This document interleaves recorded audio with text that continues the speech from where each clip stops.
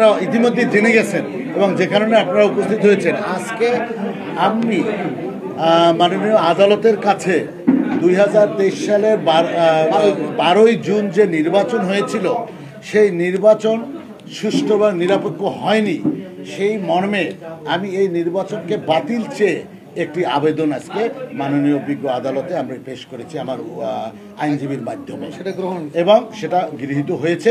আমি আশা করি মাননীয় আদালত তার বিজ্ঞ বিবেচনা দিয়ে সুষ্ঠু তদন্তের মাধ্যমে একটি নিরপেক্ষ একটি আদেশ আমাদের জনগণের জন্য আমাদের জন্য দিবেন।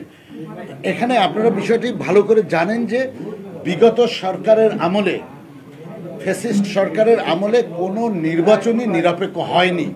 2018 সালের নির্বাচনের কথা আপনাদের মনে আছে, যেখানে আবুল হাসনাত আবদুল্লাহর ছেলে সাদেক আবদুল্লাহ নির্বাচন করেছিল।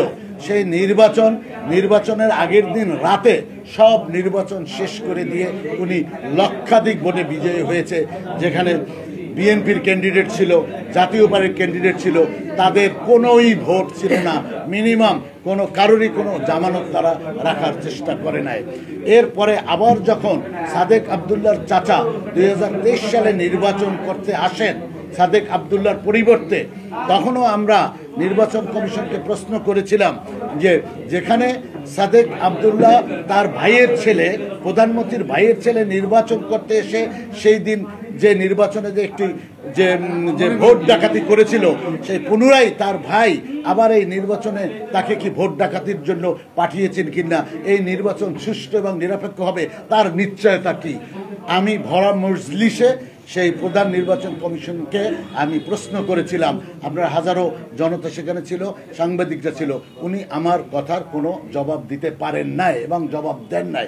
পরবর্তীতে আমি প্রতিদিন বিভিন্ন সময় সাংবাদিকদের বলেছি, লিখিত অভিযোগের মাধ্যমে বলেছি যে এই নির্বাচন কিন্তু নিরপেক্ষ হচ্ছে না, এই নির্বাচন একটি সুষ্ঠু কারচুপির নির্বাচনের দিকে যাচ্ছে। আমি প্রথম থেকেই বাধা দিয়ে আসছিলাম যে এখানে ইভিএমের মাধ্যমে ভোট হওয়া চলবে না, কারণ এই ইভিএম ওনাদের নিজস্ব বানানো মেশিন, এই মেশিনের নাঙ্গলে ভোট দিলে সে ভোট চলে যাবে নৌকায়। শেষ পর্যন্ত ওনাদের যে সর্বশেষ যে ওনাদের ষড়যন্ত্র, সেটা ছিল ভোটের দিন প্রতিপক্ষকে ভোট সেন্টারে যেতে দিবে না, প্রতিপক্ষের কোনো কর্মীকে যেতে দিবে না, প্রতিপক্ষের কোনো এজেন্টকে ডেকে দিবে না, এবং সেটা ভোটের দিন তারা করেছে। সেটা আপনারা চিত্রায়িত করেছেন, আপনারা ভিডিও ফুটেজ নিয়েছেন, আমার কাছে ভিডিও ফুটেজ আছে। আপনারা জানেন আমাকে শারীরিকভাবে নির্যাতিত করা হয়েছে, আমাকে সেন্টার থেকে বের করে দেওয়া হয়েছে, 2টা সেন্টার থেকে আমাকে বের করে দিয়েছে, আমার কর্মীদেরকে মেরে রাস্তায় ফ্ল্যাট করে দিয়েছে। আপনারা জানেন যে একজন প্রতিদ্বন্দ্বীকে মেরে তার দাঁত ফেলে দেওয়া হয়েছে।